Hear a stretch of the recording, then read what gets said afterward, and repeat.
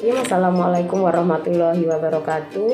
Nama saya Yulita Indrayani, mahasiswa Magister Manajemen dengan MPN 24710042. Di sini saya akan menjawab soal dari mata kuliah manajemen portofolio, yaitu mengenai resiko dan return investasi. Yang pertama, hubungan antara resiko dan return dalam pengambilan keputusan investasi. Dalam teori investasi terdapat prinsip dasar, yaitu semakin tinggi resiko suatu investasi, semakin tinggi potensi return yang diharapkan investor. Sebaliknya, semakin rendah resiko, semakin rendah pula return yang dapat diterima. Prinsip ini disebut risk return trade-off. Mengapa demikian? Investor perlu kompensasi atas ketidakpastian. Jika suatu investasi memiliki kemungkinan gagal lebih besar, investor menuntut return lebih tinggi sebagai kompensasi.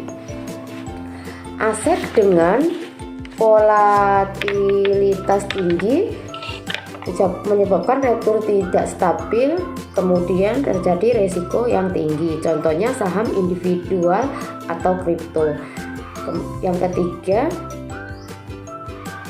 aset stabil menyebabkan return rendah tetapi aman. Contohnya obligasi pemerintah, deposito. Kemudian contoh sederhana risk return trade-off yaitu jenis investasi deposito mempunyai risiko yang rendah dan mempunyai potensi return yang rendah juga. Jenis investasi obligasi korporasi mempunyai risiko yang sedang dan juga mempunyai return yang sedang hingga tinggi. Jenis investasi saham mempunyai risiko yang tinggi dan mempunyai potensi return yang tinggi juga. Jenis investasi cryptocurrency mempunyai risiko yang sangat tinggi dan mempunyai potensi return yang sangat tinggi atau rugi besar. Kemudian faktor-faktor penyebab perbedaan risiko antar jenis investasi.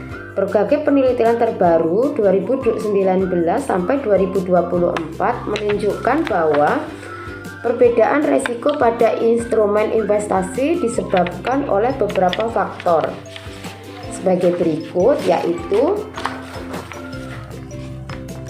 volatilitas pasar, kemudian kondisi fundamental aset, 3 faktor makroekonomi, 4 likuiditas aset, 5 faktor psikologis dan sentimen investor, 6 horizon waktu investasi.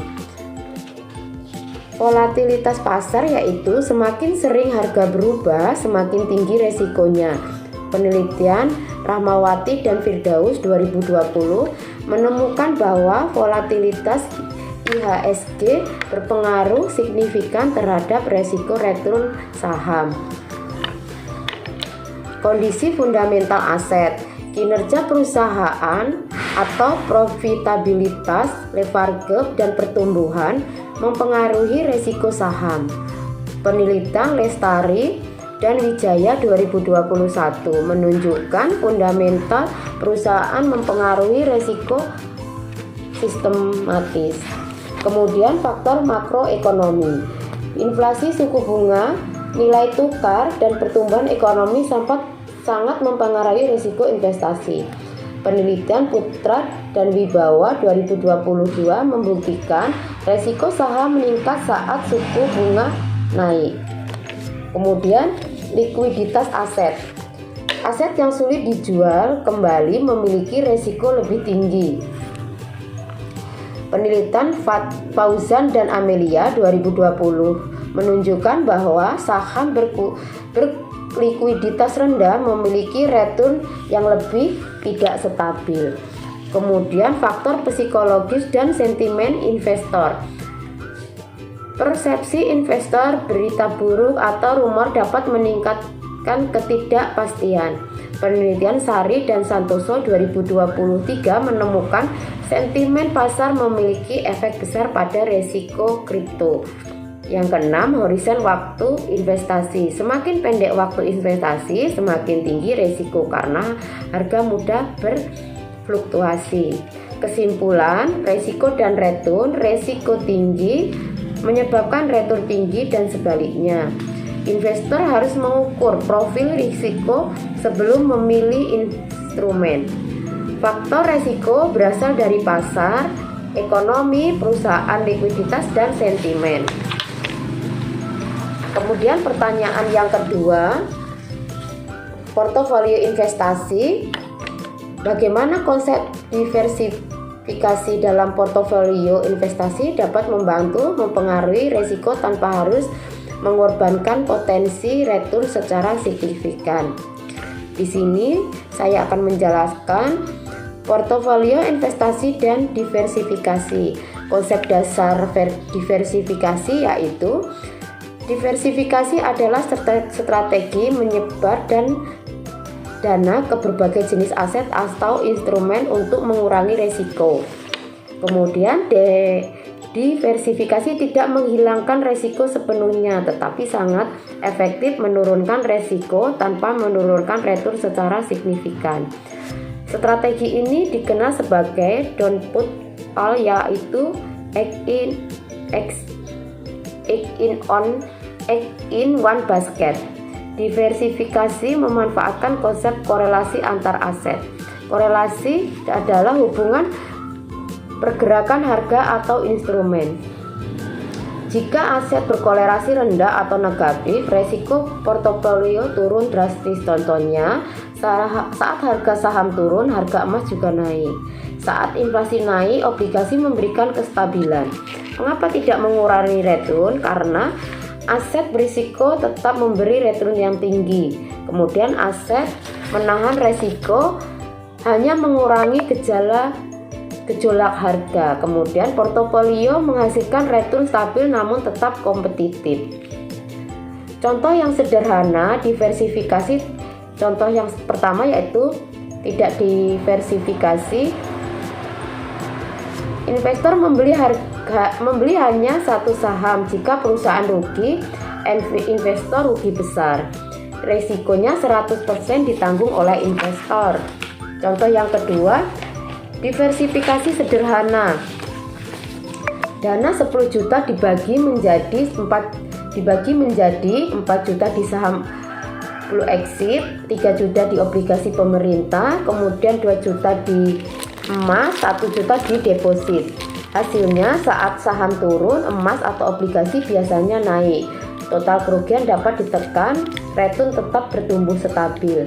Kemudian contoh diversifikasi dalam saham. Menyimpan saham dari sektor konsumer, perbankan, energi, dan kesehatan. Jika satu sektor turun, sektor lain bisa naik. Penjelasan penelitian terkait diversifikasi 5 tahun terakhir yaitu Hartono dan Siregar 2021. Diversifikasi aset menurunkan resiko portofolio secara signifikan dibanding investor tunggal. Anjani 2022, portofolio saham obligasi memberikan return stabil dengan resiko yang lebih rendah. Mahardika dan Hapsari 2023, korelasi rendah antar aset menjadi faktor kunci keberhasilan diversifikasi. Kemudian Susanto 2020, kombinasi emas dan saham terbukti mengurangi volatilitas portofolio. Yang kelima, Utami dan Prastyo 2024, diversifikasi internasional semakin menurunkan resiko tanpa menurunkan return. Kesimpulannya bahwa diversifikasi adalah strategi wajib bagi investor modern. Terbukti secara empiris menurunkan resiko portofolio, tidak mengurangi return secara signifikan karena aset berisiko tetap memberi kontribusi keuntungan. Diversifikasi efektif ketika aset memiliki korelasi yang rendah. Demikian yang bisa saya sampaikan. Mohon maaf apabila ada kekurangan. Saya akhiri. Assalamualaikum warahmatullahi wabarakatuh.